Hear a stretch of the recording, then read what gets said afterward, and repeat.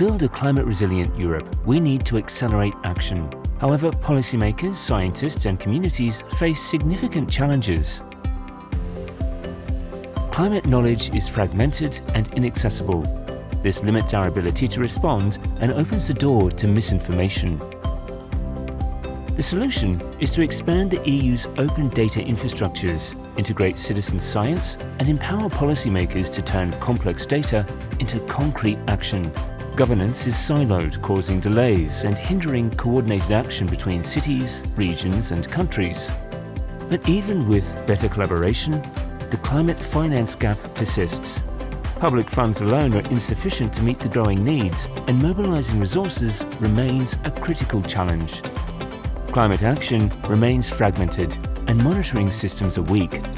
By embedding these principles in EU climate governance, we can empower regions and cities to deliver effective, equitable, and scalable climate actions, ensuring Europe is prepared for the escalating challenges of climate change.